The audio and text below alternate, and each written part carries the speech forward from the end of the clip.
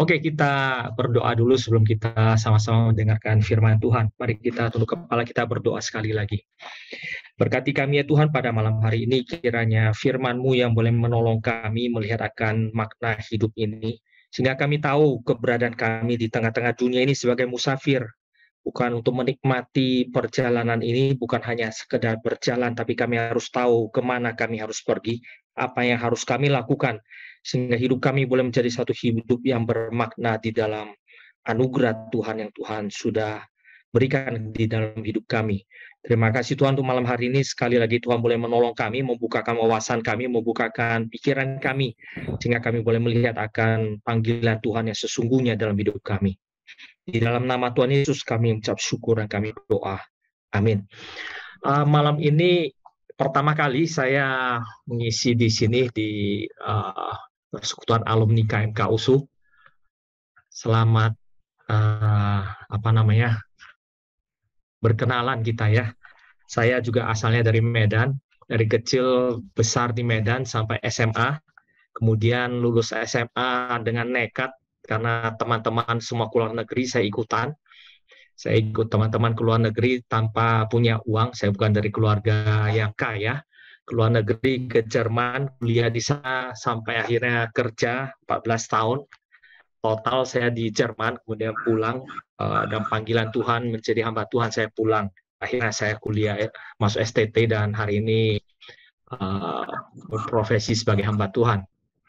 Satu panggilan saya yang sangat melekat di dalam hidup saya adalah panggilan dan melayani para pemuda dan mahasiswa.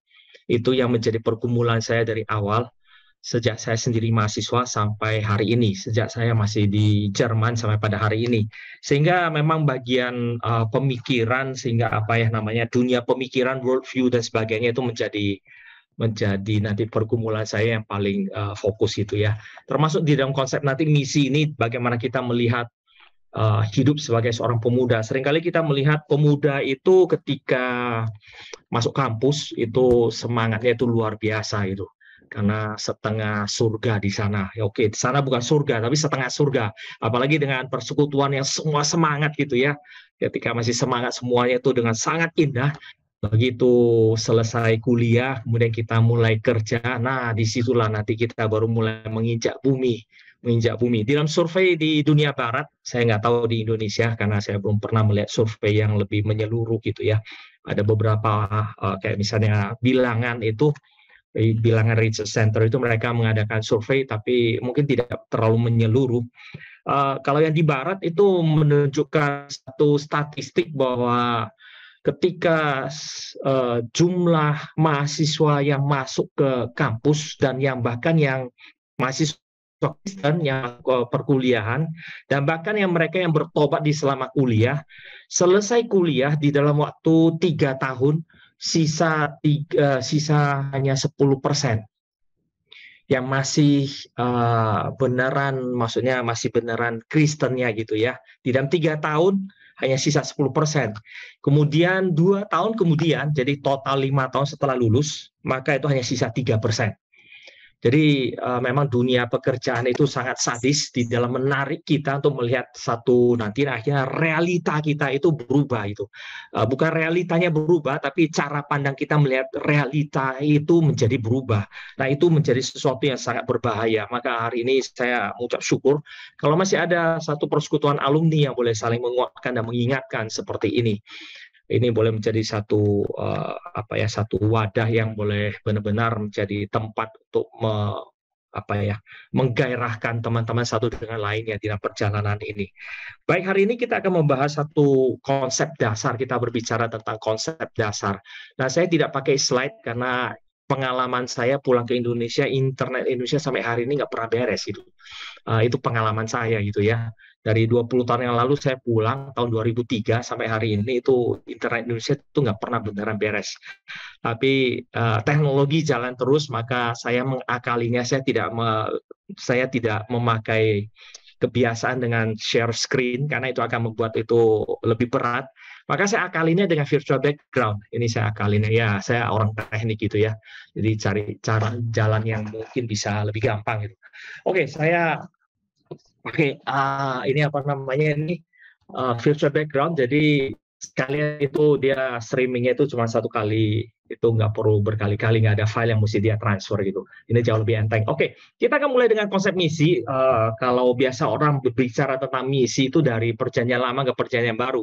Saya putar balik dari perjanjian baru, khususnya dengan ayat yang sudah kita uh, sangat-sangat apa ya, sangat-sangat familiar gitu ya. Ayatnya itu yaitu Matius 28 ayat 18 sampai 20. Saya akan bacakan sekali lagi buat kita. Matius 28 ayat 18 sampai 20. Yesus mendekati mereka dan berkata, "Kepadaku telah diberikan segala kuasa di surga dan di bumi.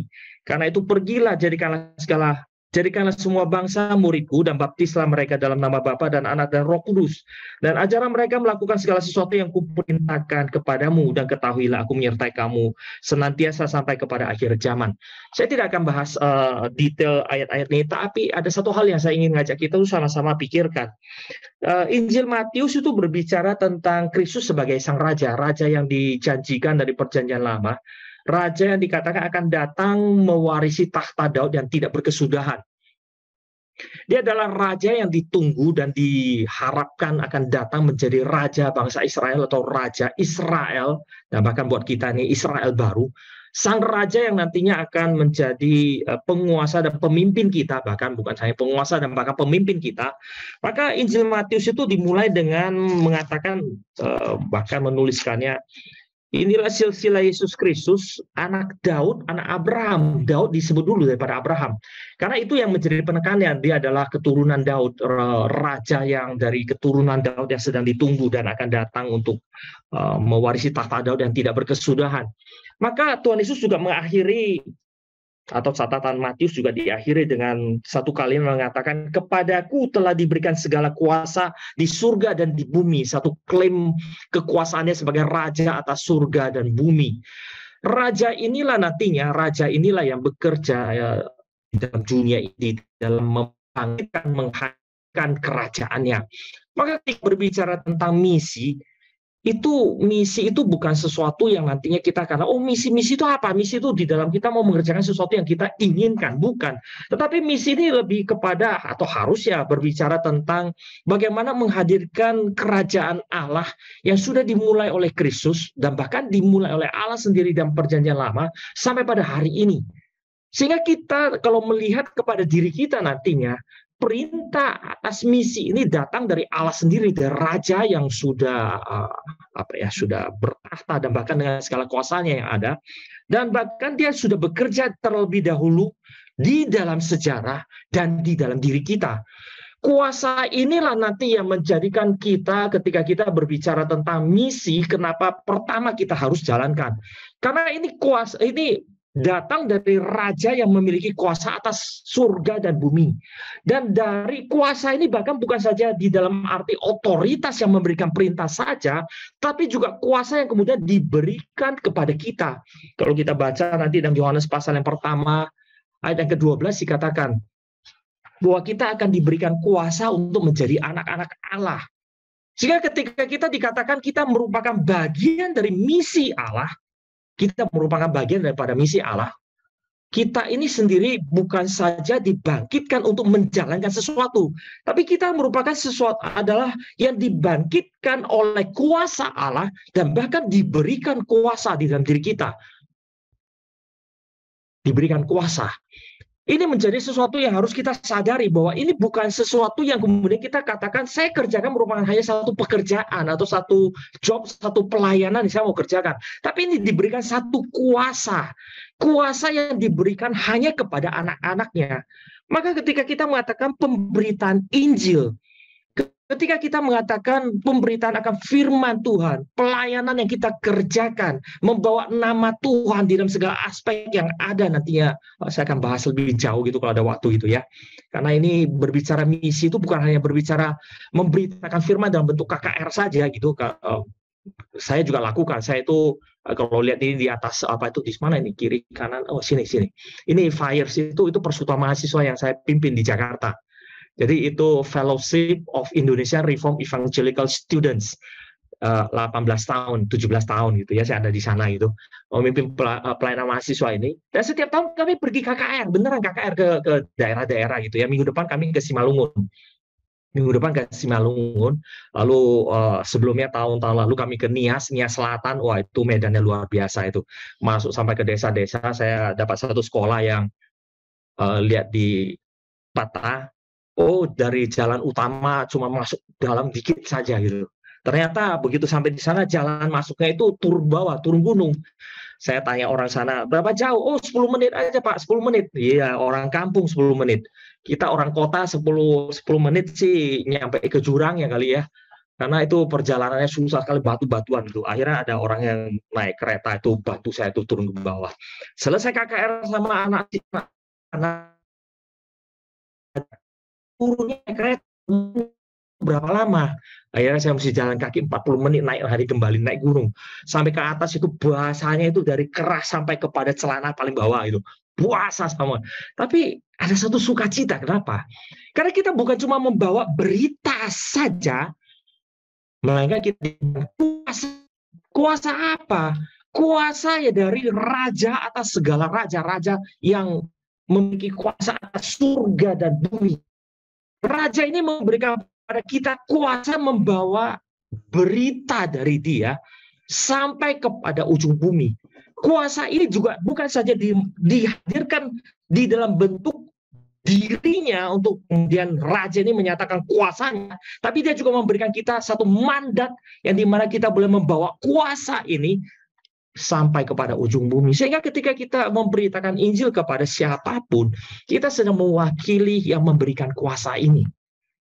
Saya masih ingat ketika kecil gitu ya, masih sekolah, kalau gurunya tiba-tiba ada berhalangan, biasanya kalau dia tiba-tiba sakit perut atau apa gitu, maka dia akan minta, mana-mana itu ketua kelas, jaga nih kelas, jangan ribut ya, saya pergi sebentar. Atau kalau ketua kelas nggak masuk, maka dia akan tunjuk salah satu. Kalau kita yang ditunjuk untuk jaga kelas, mewakili guru, ada sedikit kebanggaan, bener nggak? Ada rasa bangga ini, saya lagi mewakili guru, jaga teman-teman. Diam kau, sana diam. Kita punya rasa bangga gitu. Karena kita diberikan kuasa itu. Kuasa untuk atas teman-teman kita supaya mereka jangan ribut. Ini yang memberikan kepada kita kuasa adalah pencipta langit dan bumi.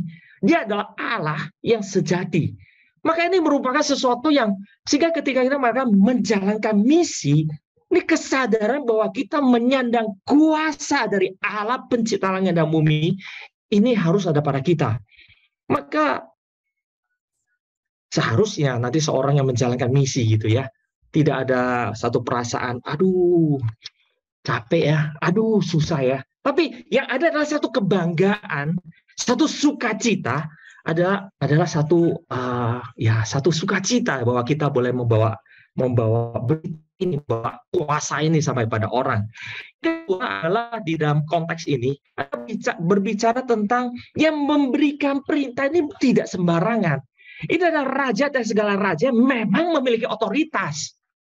Sehingga perintah ini tidak mungkin salah. Kita seringkali bergumul, saya harus nggak ya memberitakan firman? Bukan itu urusan pendeta. Atau itu urusan, jangan-jangan bukan buat saya, ini bukan panggilan buat saya. Oh enggak. Kenapa? Karena Tuhan Yesus sebelum memberikan perintah amanat agung ini, dia mengatakan segala kuasa sudah diberikan kepadaku, baik di surga maupun di bumi. Sehingga otoritas ini mutlak di surga dan di bumi. Dan perintah ini mutlak sehingga tidak mungkin salah. Maka setiap orang diperintahkan untuk pergi memberitakan Injil, membawa misi ini, menjalankan misi ini, tidak mungkin salah. Nggak ada pergumulan kalau itu yang benar. Kalau kita misalnya dari kecil kan kita berhitung gitu ya, 1 tambah 1 sama dengan 2. Kita udah tahu. Apalagi sekarang udah alumni gitu ya. Masa 1 tambah 1 perlu kalkulator, nggak mungkin gitu. Kita udah tahu. Lalu satu kali kita lagi menghitung, nggak tahu ngapain gitu ya di kantor, kita mesti menghitung. 1 tambah 1 keluar, 1 tambah 1 sama dengan. Lalu kita mau ngisi, perlukah kita bergumul sebentar sebelum kita mengisi? Kita tahu pasti 2 itu benar, 2 itu pasti benar. Dan kita tahu itu, perlukah kita berhenti sebentar mikir, benar ya? Teruskah saya tulis 2? Atau saya boleh tulis yang lain? Atau harusnya saya tulis? Enggak, kita tidak akan pernah berpikir itu. 1 tambah 1 2. Itu menjadi sesuatu yang otomatis. Kenapa? Karena itu sesuatu yang benar, itu sesuatu yang mutlak benar. Maka perintah di dalam pemberitakan Injil ini adalah sesuatu yang dari Allah, yang memiliki kuasa di surga dan bumi, yang mutlak benar.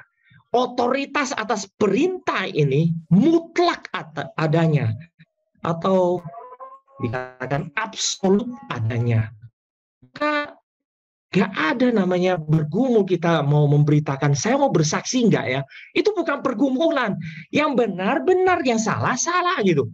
Kita tahu kalau kita loncat dari lantai 20 pasti bonyok, pasti mati gitu. Nggak perlu bergumul, kecuali mau mati gitu ya. Kalau nggak mau mati masih mikir, saya loncat nggak ya, loncat ya. Saya kalau loncat mati nggak ya, ini lantai 20, orang lain mati. Mungkin saya nggak mati loh. Nggak ada pikiran seperti itu. Karena kita udah tahu pasti mati, nggak usah tanya.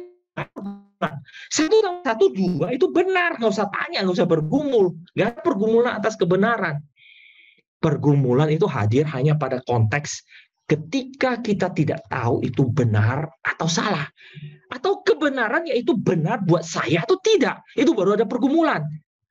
Sedangkan ketika berbicara tentang amanat agung ini, Tuhan perintahkan kepada muridnya, dan ketika kita dilahir barukan sebagai murid Kristus, maka kita berbagian di dalam ini. Di dalam Kristus kita berbagian untuk menjalankan misi ini. Karena Tuhan yang berotoritas ini yang memberikan perintah yang pasti benar, dan otoritas ini sah adanya. Maka misi itu bukan satu pergumulan. Misi adalah satu keharusan. Itu adalah satu sukacita. Karena ada satu kuasa yang diberikan pada kita dan pasti benar.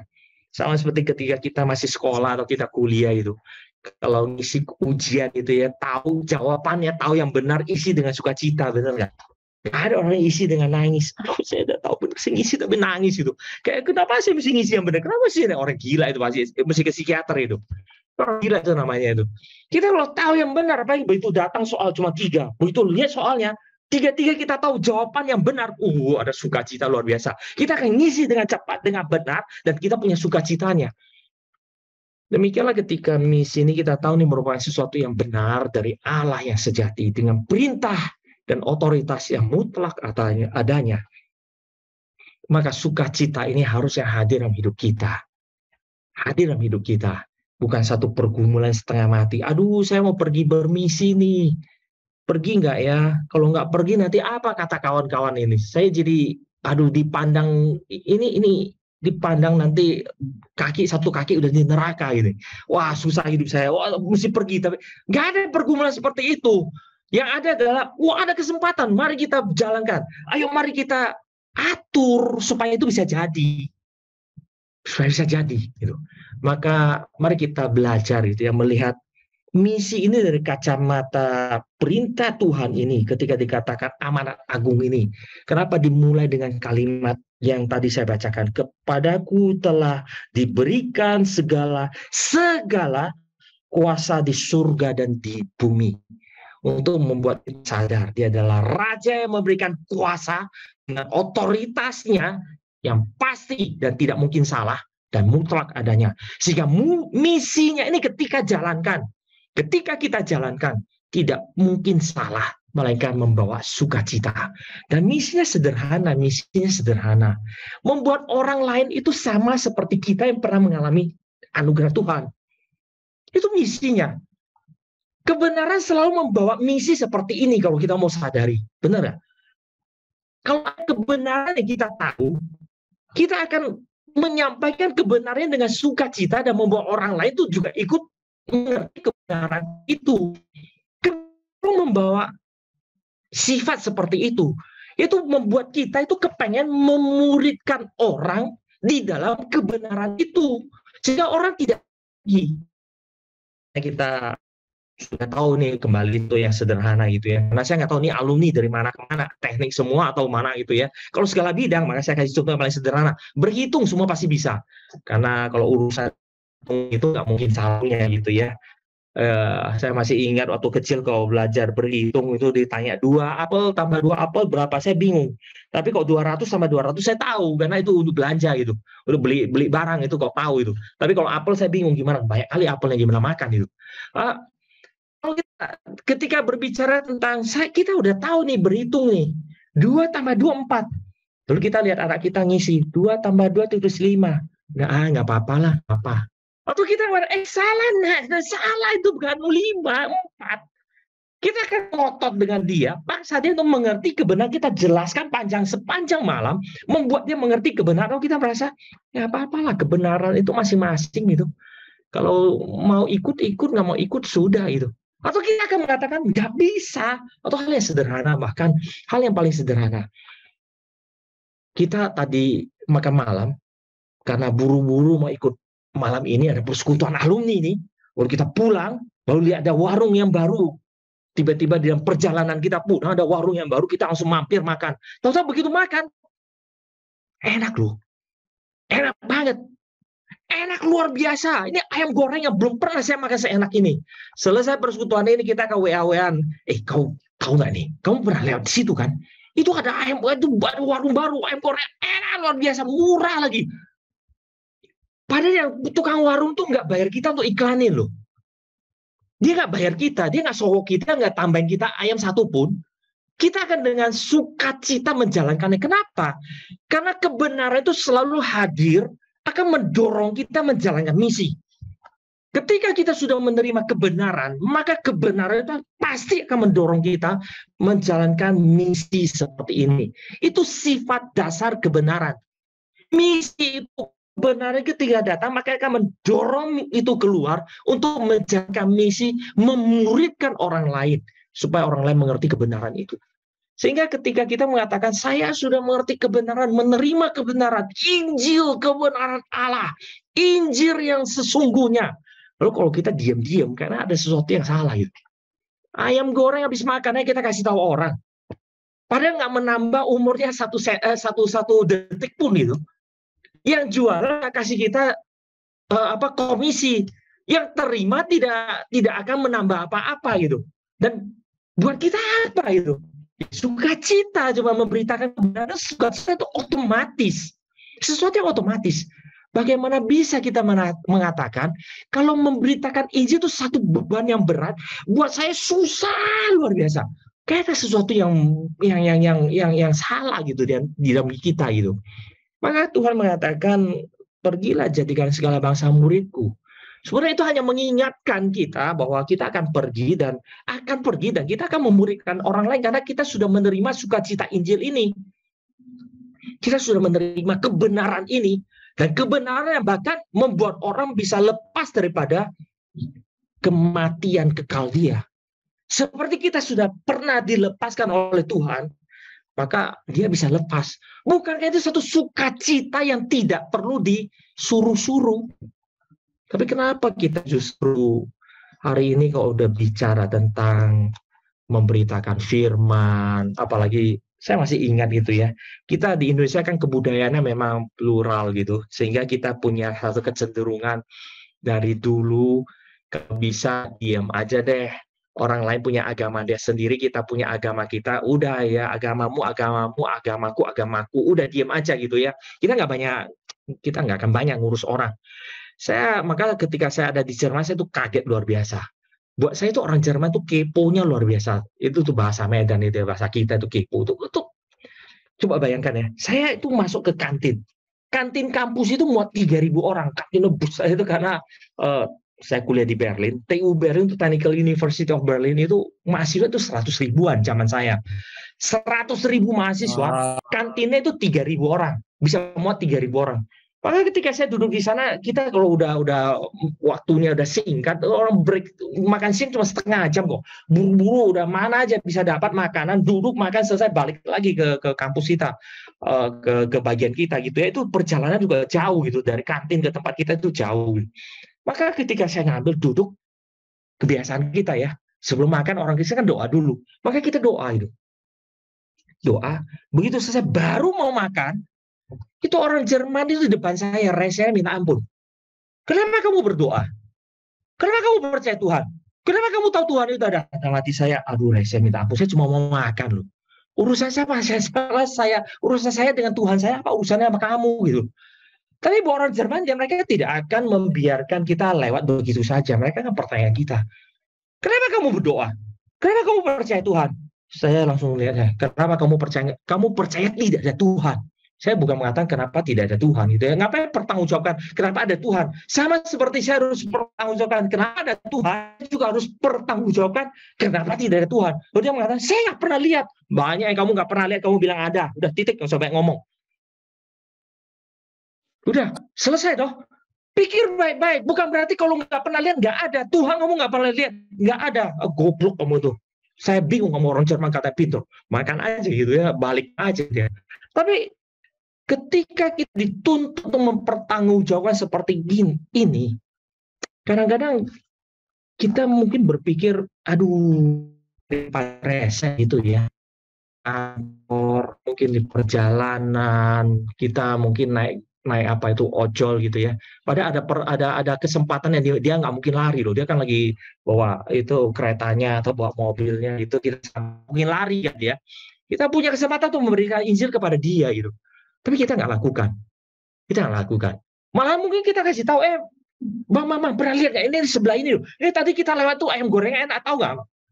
Ngapain deh ayam? Ada hal yang lebih penting daripada ayam goreng. Ini satu hal yang mungkin kita perlu pikirkan kembali. Kebenaran itu pasti mendorong kita untuk memuridkan. Kebenaran pasti menghasilkan misi dan pasti memuridkan. Sehingga ketika kita mengatakan, saya sudah menerima kebenaran Tuhan, anugerah Tuhan, Injil Kristus, kenapa saya diam? Mari kita coba pikirkan ulang gitu ya. Ini konsep yang sederhana di dalam perjanjian baru, di dalam ketika kita berbicara bermisi. Maka dalam perjanjian lama, saya langsung loncat lebih cepat gitu ya, karena waktu kita itu singkat ini. Maka dalam perjanjian lama, misi itu bahkan lebih jauh, udah berbicara dari kitab Kejadian, kisah penciptaan. Di dalam kisah penciptaan dikatakan, saya bacakan ya, Kejadian pasal 1 ayat 26 sampai 31. Saya bacakan bagi kita semua. Berfirmanlah Allah, baiklah kita menjadikan manusia menurut gambar rupa kita, supaya mereka berkuasa atas ikan-ikan di laut dan burung-burung di udara, dan atas ternak, dan atas seluruh bumi, dan atas segala binatang melata yang merayap di bumi. Maka Allah menciptakan manusia itu menurut gambarnya. Menurut gambar Allah diciptakannya dia, laki-laki dan perempuan diciptakannya mereka. Allah memberkati mereka, lalu Allah berfirman kepada mereka, beranak cuculah dan bertambah banyak, penuhilah bumi, dan taklukkanlah itu, berkuasalah atas ikan-ikan di laut dan burung-burung di udara, dan atas segala binatang yang merayap di bumi. Berfirmanlah Allah, lihatlah aku memberikan kepadamu segala tumbuh-tumbuhan yang berbiji di seluruh bumi, dan segala pohon-pohonan yang buahnya berbiji, itulah yang akan menjadi makananmu.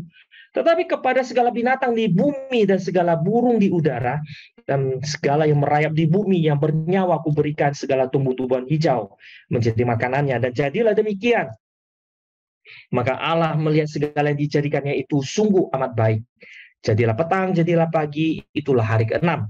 Pasal kedua ayat 15 sampai yang ke-17. Tuhan Allah mengambil manusia itu dan menempatkannya dalam taman Eden untuk mengusahakan dan memelihara taman itu.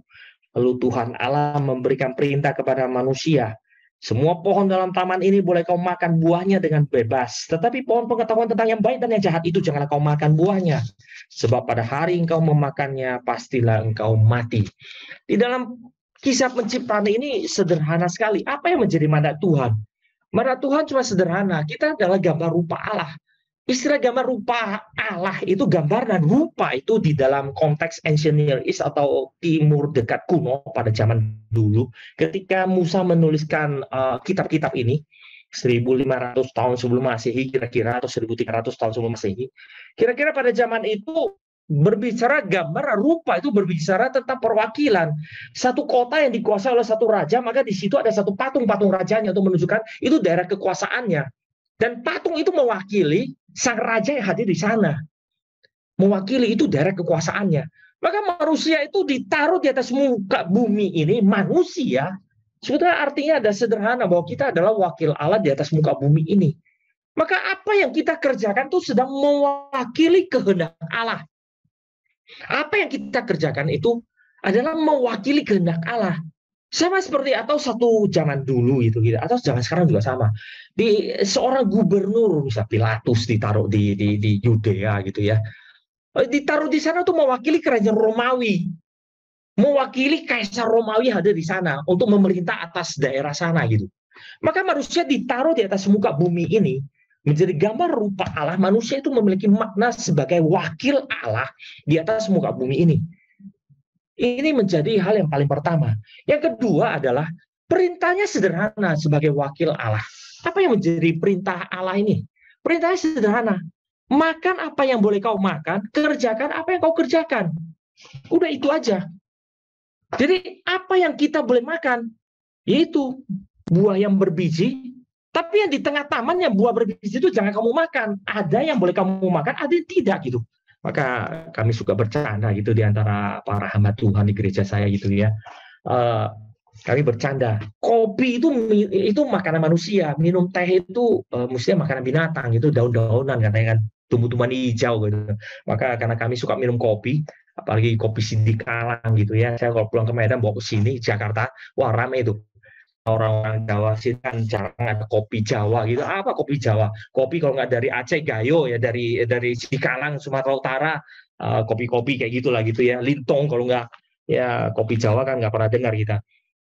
Maka kami suka bercanda. Kopi itu minuman, itu makanan manusia. Teh, wah teh itu makanan binatang. Karena kami nggak suka teh. Itu alasannya sebenarnya gitu ya. Perintahnya sederhana dari Tuhan. Kalau manusia itu makan yang Tuhan perintahkan, kemudian dia mengusahakan taman, lalu beranak cucu sehingga taman ini bertambah lama, bertambah banyak, dan makan apa yang dia makan, maka dia sedang membawa perintah Tuhan sampai ke ujung bumi. Dia beranak cucu, lalu dia mengajarkan anak cucunya, ingat anak, kau makan cuma boleh makan buah yang berbiji. Jangan kau makan itu teh itu bukan makanan ya binatang sana gitu. Kamu cuma perlu makan buah yang punya biji gitu. Yang lain jangan. Maka kalau manusia tidak jatuh dalam dosa, dia menjadi gambar rupa Allah, mewakili Allah, menghadirkan kehendak Allah dengan hal yang sederhana. Yaitu makan apa yang Tuhan perintahkan, menjalankan perintah Tuhan, dan dia teruskan kepada anak cucu dia sampai ke ujung bumi. Ini yang disebut menakluk bumi. Menaklukkan bumi dengan apa? Dengan seluruh kehendak Allah dipenuhi atas seluruh bumi. Dengan dia beranak cucu, dan anak cucunya membawa perintah Allah yang dia dapat dari orang tuanya, lalu terus-menerus sampai kepada ujung bumi. Itulah namanya menaklukkan bumi. Inilah nanti ya di dalam konteks perjanjian baru. Kita sebagai wakil Allah. Kita sebagai wakil Allah. Sebagai duta Injil, kalau bahasanya lebih keren gitu ya. Maka kita diberikan perintah untuk menghadirkan Injil Kristus, menghadirkan perintah Allah, menghadirkan kehendak Allah, kemudian mengusahakan taman, lalu beranak cucu memenuhi bumi di dalam konteks. Kemudian kita bermisi dan beranak cucu rohani sampai menaklukkan seluruh bumi. Ini panggilan kita. Sehingga hidup kita itu sederhana sebetulnya. Hidup kita sederhana. Kita sering mengatakan, kalau kita mati di pintu surga, Tuhan tidak minta itu buku tabungan. Tapi yang kita cari, yang kita kejar adalah berapa digit buku tabungan saya. Kalau 5 tahun saya lulus kuliah, maka setelah 5 tahun, paling tidak buku tabungan saya mesti ada 7-8 digit. Lalu setelah 20 tahun, paling tidak mesti ada berapa digit. Berapa digit. Kita tahu nanti kalau kita mati, ujung-ujungnya semua orang sama, kata pengkhotbah. Mau seberapa pintar dia, seberapa berhikmat, seberapa kaya, akhirnya semua berujung kepada kematian cuma 2 kali 1. Kalau dibakar maka lebih kecil lagi gitu, cuma 1 buci aja itu. Cuma segitu aja, nggak ada yang kita bisa bawa, 1 pun nggak bisa bawa. Kita tahu semua itu. Tapi yang kita kerjakan bukan menaklukkan bumi, bahkan menaklukkan diri untuk sesuatu yang kita tidak bisa dapat apa-apa nantinya. Yang harus kita kerjakan, kita tidak kerjakan. Misi kita sederhana. Maka nanti yang terakhir, Ini karena waktu singkat itu saya percepat aja gitu ya. Nanti kalau kurang jelas langsung ditanya jawab aja biar kita lebih jelas gitu. Maka yang terakhir ketika kita mengatakan dalam konteks pada zaman ini. Pada konteks zaman ini, saya bacakan satu bagian firman Tuhan. Oh, saya lupa tulis ayatnya. Kalau kita baca di 2 Timotius pasal yang keempat, 2 Timotius pasal yang keempat, ayat yang pertama dan yang kedua. 2 Timotius pasal yang keempat, ayat yang pertama dan kedua. Rasul Paulus menuliskan demikian, di hadapan Allah dan Kristus Yesus yang akan menghakimi orang yang hidup dan yang mati. Aku berpesan dengan sungguh-sungguh kepadamu, demi pernyataannya dan demi kerajaannya, beritakanlah firman, siap sedialah baik atau tidak baik waktunya. Nyatakanlah apa yang salah, tegurlah dan nasihatilah dengan segala kesabaran dan pengajaran.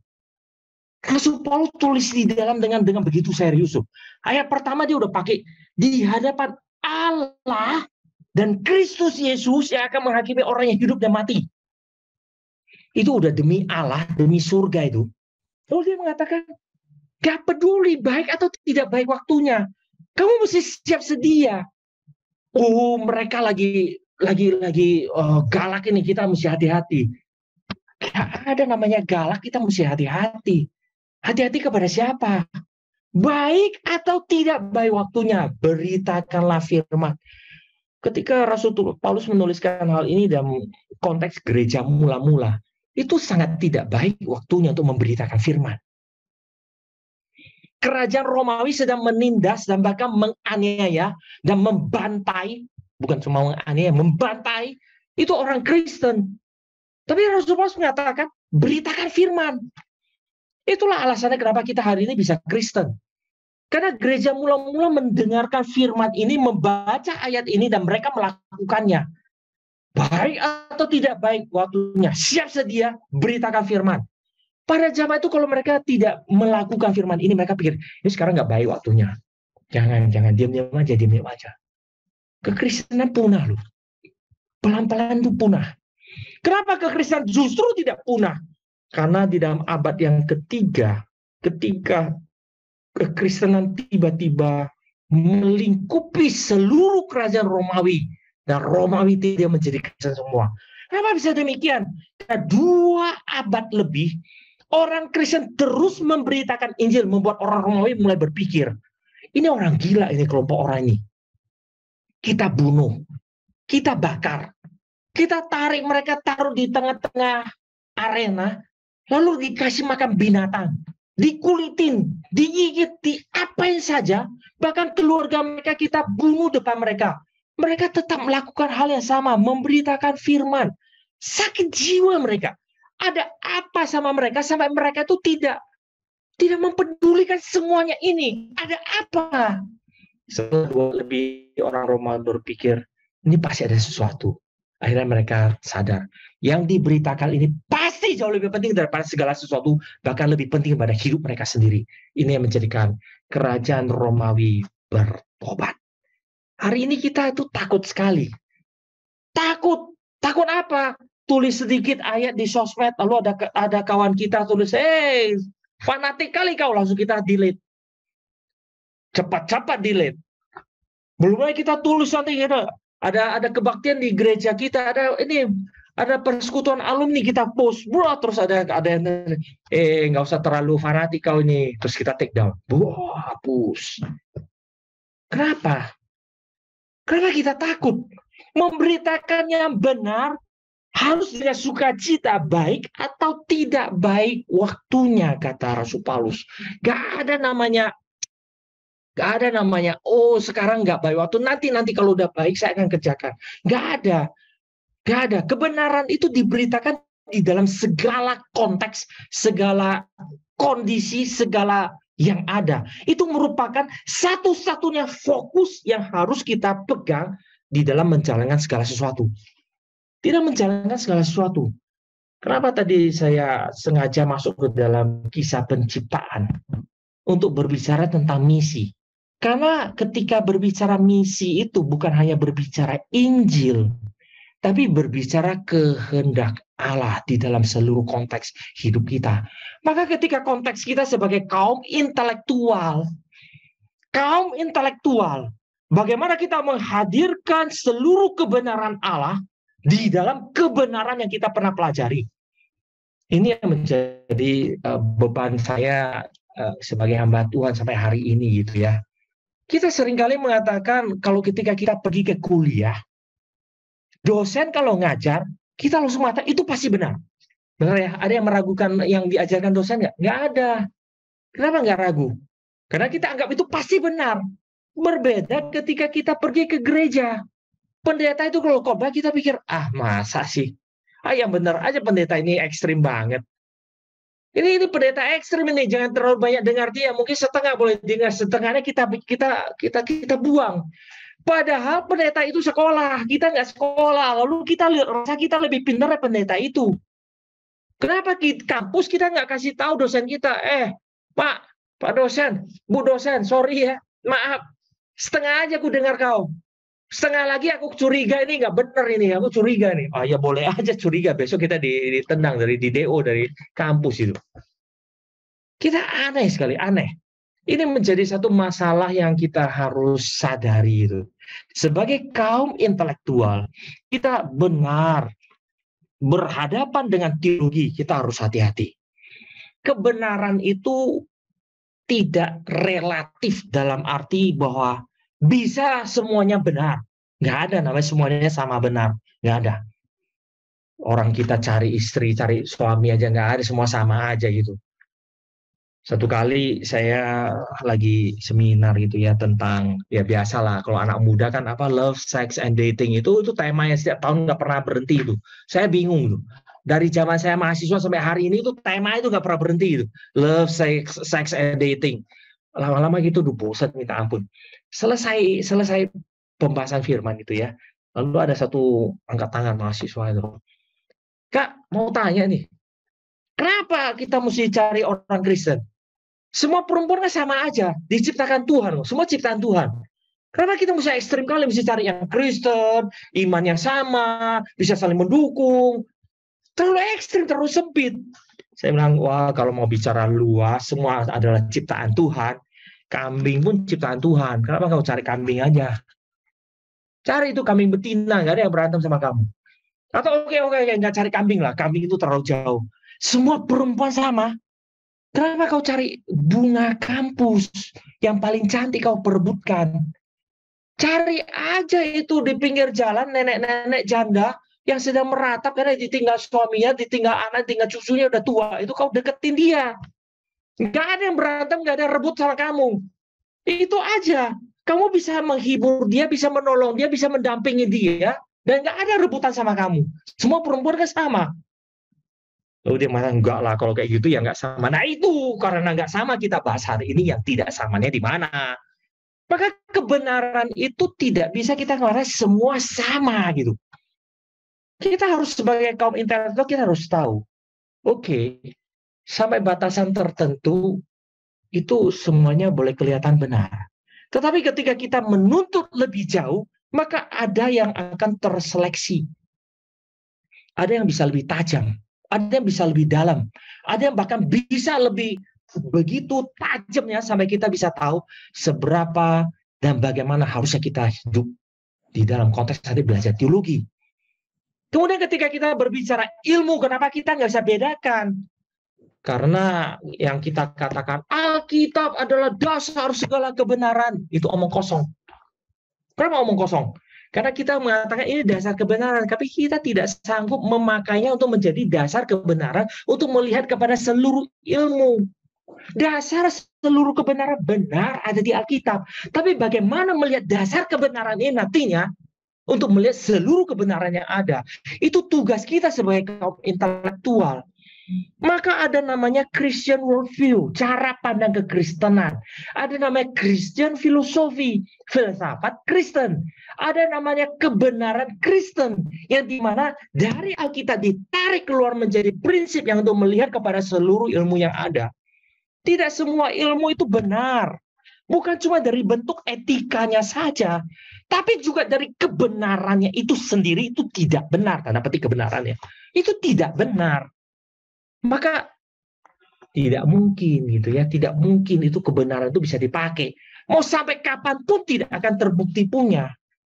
Gak usah, akhirnya kita belajar ya oke lah untuk lulus aja, tapi nggak perlu kita nggak perlu riset sampai di sana. Saya contoh sederhana. Ketika kita percaya kepada penciptaan, maka otomatis teori evolusi itu harus gugur. Karena teori evolusi itu bukan sains. Teori evolusi itu agama. Darwin sendiri mengatakan it's a religion. Kita aja orang bego gitu mengatakan, oh itu sains, itu sains. Itu religion kata Darwin. It's a religion, itu agama. Kalau itu agama bicara tentang iman kita, kalau begitu apa yang ada di teori evolusi itu? Kalau begitu, maka kita nggak perlu gelutin ke sana. Jadi ahli biologi yang mencari DNA, di mana missing link-nya dicari sama itu. Kenapa? Karena Alkitab sudah memberikan batasan. Manusia diciptakan, dunia ini diciptakan, binatang diciptakan menurut jenisnya. Semua menurut jenisnya, ada batasannya. Ini jenis ini jenis ini. Gak ada yang dipikirkan seperti teori evolusi, seluruhnya linear tersambung. Gak ada pemikiran seperti itu. Alkitab tidak pernah memberikan pemikiran seperti itu. Alkitab mengajarkan menurut jenisnya, semua ada batasannya. Maka ketika kita sebagai seorang ahli biologi, gak usah menghabiskan waktu kita untuk mencari sambungan DNA antara monyet dengan diri kita sendiri. Gak perlu. Karena pada dasarnya kita bahkan tidak perlu diajar dari kecil kita, bahkan belum tahu kita teori evolusi sekalipun. Kita kalau dibilang monyet, kita marah. Apalagi dibilang bapak kita monyet. Oh, kalau saya waktu kecil, jangankan bilang bapak saya monyet. Kau ini ya agak mirip manusia. Saya gebukin dia sampai mampus itu. Saya gebukin, apa namanya mirip manusia? Berarti saya bukan manusia, kurang ajar itu. Saya sih gak peduli dia itu siapa gitu ya. Oh, saya waktu kecil di Medan, saya preman gitu. Orang Medan kan 90% preman itu. Gak ada yang gak preman. Kerjaannya kita ya berantem, apalagi saya waktu kecil itu ya, sekolah di Metodis daerah Jalan Tamrin, di belakang itu kan ada kuburan. Sekarang kuburan udah penuh, dulu kosong itu tempat kami main bola sama anak SMP 12.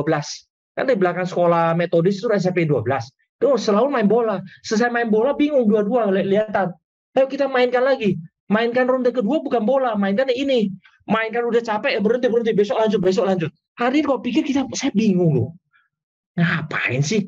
Berantem bisa janjian, bisa berhenti, besok lanjut, berantem lagi, berhenti lagi. Karena apa? Nggak ada apa-apa, cuma berantem aja, olahraga gitu. Tapi ya kayak begitu gitu ya. Kita dari kecilnya nggak perlu diajar, kalau ada yang bilang kamu itu kayak monyet, hajar dia. Nggak perlu. Saya dari kecil kalau dibilang monyet, saya hajar dia, itu saya mampus itu. Nggak, saya bahkan nggak tahu teori evolusi. Itu adalah sifat dasar manusia. Lalu setelah kita sekolah jadi pinter, malahan dibilang monyet, kita bangga. Itu kan sakit jiwa namanya. Sedangkan Alkitab udah bilang dari jelas-jelas. Nah, kita membacanya nggak teliti, itu problemnya. Maka sebagai seorang kaum intelektual, ketika kita berbicara bermisi, misi itu apa sih? Banyak aspeknya, bukan cuma berbicara tentang Injil yang langsung. Kamu percaya Yesus nggak? Ya orang marah gitu. Tapi kita bisa tanya loh, kenapa ya? Kok bisa ya ada kopi, sama-sama kopi, tapi satu Robusta, satu Arabica, udah beda-beda, tapi kita tahu tuh kopi. Kok bisa ada yang sama, ada yang beda ya? Kamu kira-kira kok tahu dari mana gitu? Kenapa manusia itu semua manusia tapi beda? Beda tapi sama, tapi kita tahu tuh manusia itu satu. Menurut kamu itu dasar pemikiran seperti itu ada di mana? Agama apapun nggak bisa jawab kecuali Kristen. Karena yang menciptakan dunia ini adalah Allah Tritunggal, ya, di mana tiga pribadi Allah sama-sama adalah Allah yang sama. Tetapi juga tiga pribadi adalah tiga pribadi yang berbeda, dan tiga pribadi ini adalah satu Allah. Maka prinsip beda sama satu sekaligus itu selalu ada pada apapun. Itu tugas kita sebagai kaum intelektual bermisi membawa orang mulai sadar dari apa yang kita pelajari dan ilmu yang kita pelajari, membuat mereka mulai sadar. Kalau saya percaya ilmu ini dengan konsep Allah saya di agama saya, nggak nyambung. Kecuali saya menjadi Kristen. Maka itu tugas kita sebagai kaum intelektual. Ilmu yang kita pelajari, bagaimana dikoneksikan dengan Alkitab, jasa Alkitab, seluruh teologi yang ada, kemudian kita boleh bermisi dengan mereka. Hal yang sangat sederhana. Kalau kita nggak pernah belajar teologi sedalam itu, intelektualitas kita itu terpecah-pecah, ngambang, tidak menyatu, maka kita sulit bermisi. Atau konsep bermisi kita itu tidak sesuai dengan kita. Sekolah tinggi-tinggi, gaya misinya, kamu percaya Tuhan Yesus gak? Kenapa mesti percaya Tuhan Yesus? Supaya masuk surga. Ya agamaku juga bilang masuk surga. Kamu surga yang mana? Sudah bingung surga yang mana ya? Ya mungkin surga ada jalannya beda-beda kali ya. Kita bingung nanti jawabnya. Nggak ada. Kalau Allahmu benar, coba kasih tahu konsep Allahmu seperti apa. Allahmu itu menciptakan dunia ini nggak? Iya. Kenapa dunia ini tidak memiliki sidik jari dari Allahmu? Suruh dia jawab. Sedangkan Allahku yang menciptakan dunia ini, Allah Tritunggal ini yang kamu katakan tidak logis ini, justru meninggalkan sidik jarinya dan segala yang dia ciptakan. Dan ini fakta. Kenapa sekarang kamu jawab? Kenapa Allahmu tidak meninggalkan sidik jarinya? Kenapa aku meninggalkan sidik jarinya? Jangan-jangan Allah yang kau pikirkan itu memang tidak ada. Coba kamu pikirkan. Coba kamu renungkan. Ini tugas kita sebagai kaum intelektual ketika kita mengatakan kita bermisi, kita punya senjata yang jauh lebih tajam, jauh lebih luas daripada hanya sekedar langsung to the point. Kamu percaya Yesus, kalau nggak kamu mati, nanti masuk neraka loh. Ngamuk orang. Kamu ini ngajak belum apa-apa, dan ngajak berantem. Kau bilang aku masuk surga, masuk neraka, kurang ajar kau. Ayo kita mainkan di kuburan belakang. Itu kok dulu saya masih kecil gitu ya. Langsung mainkan di belakang. Maka hidup ini, ketika kita malah bermisi sebagai kaum intelektual, kita harus masuk kepada intelektualitas firman yang kemudian dikaitkan dengan intelektualitas ilmu. Itulah misi kita yang paling powerful hari ini. Yang kedua, maka ketika berbicara tentang misi yang begitu powerful ini, akan menuntut kesaksian total hidup kita. Kesaksian total. Hari ini banyak orang Kristen. Saya bagi kita, itu Kristus, kebenaran Allah, itu yang paling penting. Tapi waktu kuliah yang paling penting bukan kebenarannya, tapi nilainya. Itu nggak total. Benar nggak? Ayo jujur aja. Kita kuliah itu karena nilai apa karena ilmunya? Saya ngetes tuh nanti. Saya itu lulusan di Jerman, saya lulusan S2 sebelum jadi pendeta gitu ya. Saya lulusan S2 teknik elektro. Saya itu ahli S2-nya itu desain microchip, mikroelektronik, itu IC. Bagian bahkan yang mix sinyal, kan ada digital, ada analog. Saya bagian yang mix sinyal. Saya tuh lulusan itu. Ayo, mana sini ada yang lulusan elektro? Sini saya uji dulu dikit. Kira-kira mau nggak? Kita waktu kuliah beneran cari kebenarannya, atau kita cari ilmu, cari nilainya? Waktu kita ke gereja, kita cari kebenarannya, atau kita cari ketenangan hati nurani? Saya udah ke gereja loh minggu ini, Tuhan beres ya. Sampai di gereja peduli amat pendeta khotbah apa, pokoknya Tuhan hari ini saya sudah datang. Oke, beres Tuhan, beres. Oke, sampai itu pulang. Atau gini aja paling gampang. Kita lebih sukacita waktu datang ke gereja atau waktu pulang? Gitu aja deh, pertanyaan sederhana. Waktu kita baca Alkitab nih, sate kan, saat teduh. Waktu kita mau baca Alkitab, kita waktu mulai baca itu paling senang atau waktu berhenti? Kalau kita suka kebenaran Allah, maka kita akan mulai dengan sukacita, berhenti dengan terpaksa. Tapi kalau kita tidak suka kebenaran Alkitab, kita akan mulai dengan terpaksa, berhenti dengan sukacita. Iya dong. Begitu udah, pokoknya saya janji sama Tuhan, saya janji satu hari saya baca satu pasal. Begitu bangun, aduh janji sama Tuhan, takut kalau saya nggak penuhi dari Tuhan kutuk saya jadi kodok. Atau hari ini saya sial sepanjang hari, nggak berani, maka saya mesti baca Alkitab, baca Alkitab. Apalagi anak kita lihat kita kan, ini gimana nih bapak mamaku suruh baca Alkitab, baca Alkitab. Maka kita mau kesaksian baca Alkitab.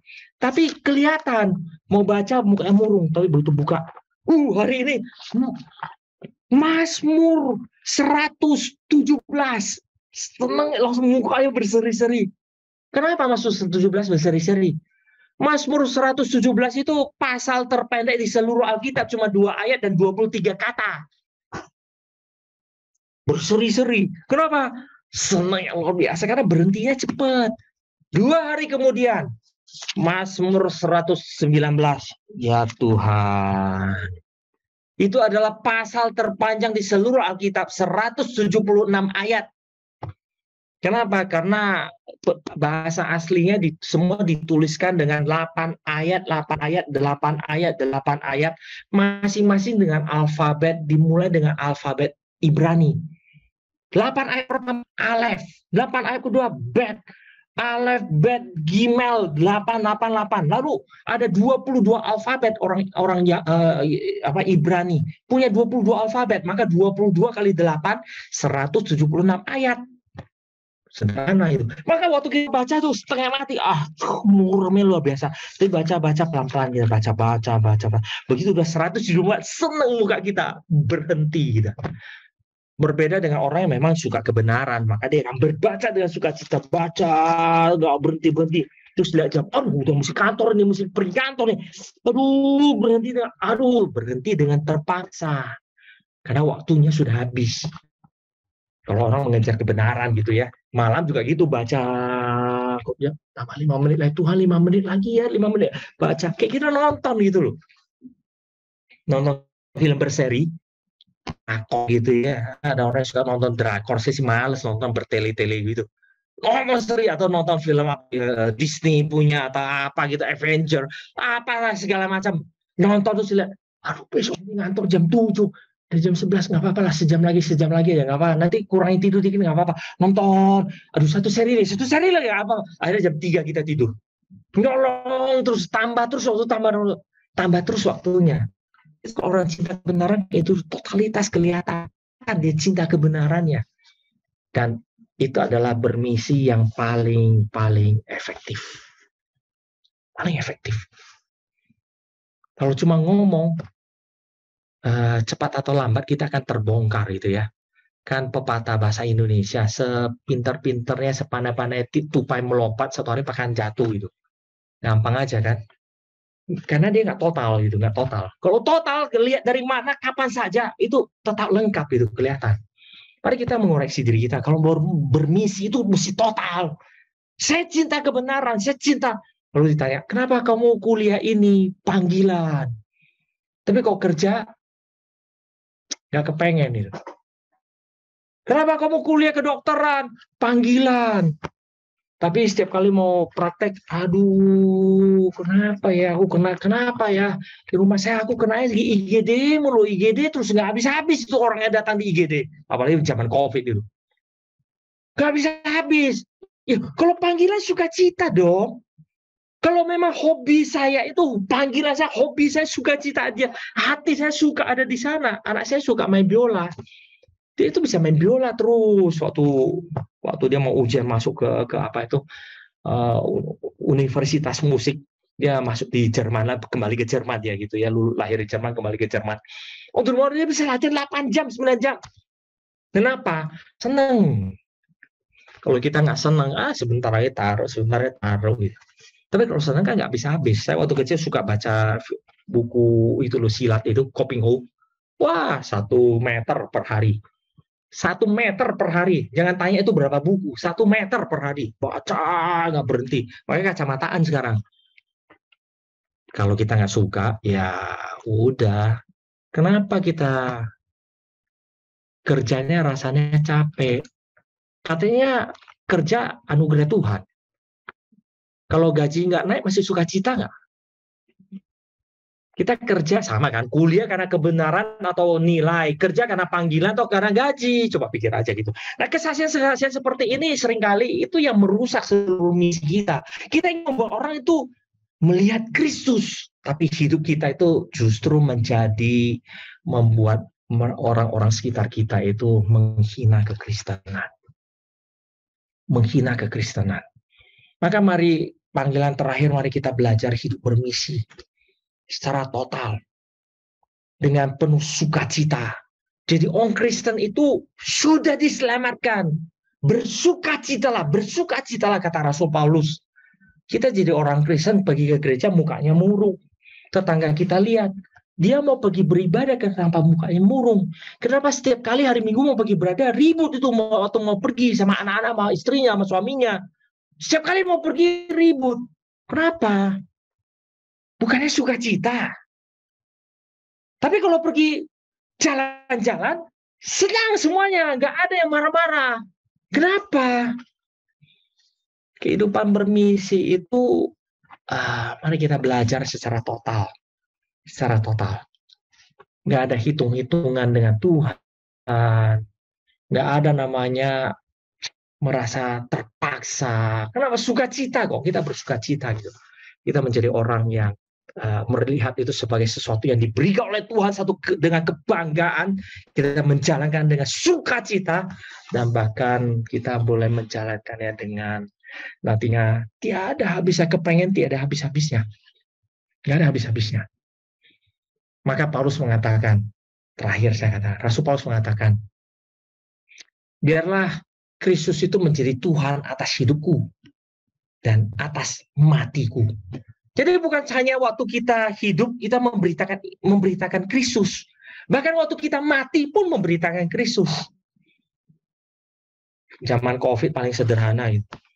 Orang Kristen mengatakan, kutip-kutip Rasul Paulus, ayat Alkitab gitu ya. Mati adalah keuntungan, tapi takut mati. Kalau mati adalah keuntungan, kalau mati adalah ketemu Tuhan, dan ketemu Tuhan adalah cita-cita kita semua orang Kristen yang paling dalam, karena ketemu Tuhan Sang Juru Selamat adalah sesuatu yang paling sukacita. Kenapa kamu takut mati? Kenapa ketika saudaramu susah, sakit, kamu tidak pergi membantu dia? Dan kamu membiarkan dia hanya demi menjaga hidupmu. Bukankah tugas kita adalah menolong dia, membuat dia melihat kepada Kristus? Itu hidup bermisi loh. Selama 2 tahun ini saya udah nggak tahu berapa kali positif itu. Nggak tahu berapa kali positif. Yang pasti ya yang saya tahu pasti gitu ya, 3 kali. Setiap bulan selama 2 tahun ini, dari zamannya Alpha sampai Delta, sampai Kappa Lambda, sampai Omicron, sampai sekarang nggak tahu mau masuk keluar apa lagi, udah nggak peduli gitu ya. Setiap bulan saya terbang ke Medan, dari Jakarta, Medan, Jakarta, terbang. Gereja tempat saya gembalakan GRI Medan tidak pernah tutup ibadah fisik, menerima siapa saja. Mari kita belajar menjadi orang Kristen. Kenapa? Karena kalau kita mau jujur, kita lihat tetangga kita yang agama lain, mereka jauh lebih cepat recover, lebih berani daripada kita. Bagaimana kita bisa bermisi kalau kita mengatakan Allah kita sejati, dan kita rindu kepada Tuhan kita, tapi kita tidak bisa menyaksikannya dalam hidup. Kalau orang lihat kita, kau ini cuma, Tuhanmu cuma di mulut. Bagaimana bermisi? Mari kita belajar bermisi itu total dan belajar, kemudian kita perhatikan bagaimana kita hidup. Akhirnya Rasul Paulus memberikan pesan kepada Timotius, perhatikan hidupmu, perhatikan ajaranmu. Itu menjadi hal yang penting dalam hidup kita. Mari kita belajar. Mau bermisi, bukan belajar rumusan yang kemudian kita bisa ceritakan. Bukan. Tapi totalitas hidup yang bisa dilihat. Keberanian memberitakan, sukacita di dalam menyatakan, dan bahkan secara total boleh dilihat kemana saja, apa saja, di dalam kondisi apa saja, kita berani menghadirkan seluruh kebenaran Allah, dan kita berani mengatakan, saya nggak takut kok. Kenapa? Karena itu sukacita, apa yang perlu ditakutkan? Mari kita belajar menjadi orang Kristen. Yaitu berikan kepada kita kuasa. Kalau ada pertanyaan, silakan bertanya setelah ini. Tuhan memberikan kepada kita kuasa menjadi anak Allah, menjadi anak-anak Allah. Kiranya Tuhan memberkati kita berdoa. Bapak juga kami mengucap syukur hari ini Tuhan menyadarkan kami sekali lagi. Hidup kami penuh dengan sukacita, menikmati sukacita menyatakan kebenaran, menikmati hidup penuh kebenaran, menikmati satu kehidupan yang dikuasai oleh kebenaran, yang boleh membawa setiap orang kembali melihat kepada-Mu. Terima kasih Tuhan, berkati kami kiranya setelah malam hari ini, kami boleh belajar menjadi orang Kristen, dan hidup kami sebagai terang dan garam dunia, itu bukan sesuatu yang perlu dibuat-buat, tetapi merupakan sesuatu yang memang nyata secara natural, yang merupakan identitas kami yang otomatis keluar dari hidup kami. Dan ini boleh melihatnya. Sehingga nama Tuhan dipermuliakan, dan orang di sekitar kami boleh mendapat berkat karenanya. Terima kasih Tuhan. Kami mengucap syukur untuk malam hari ini, dan kami sekali lagi memohon belas kasihan Tuhan, boleh menguatkan kami, memberanikan kami, boleh menopang kami, memakai kami sebagai alat kemudian di tangan Tuhan, menyatakan kebesaran dan kebenaran Tuhan di tengah-tengah dunia yang gelap ini. Di dalam nama Tuhan Yesus kami mengucap syukur dan kami berdoa. Amin.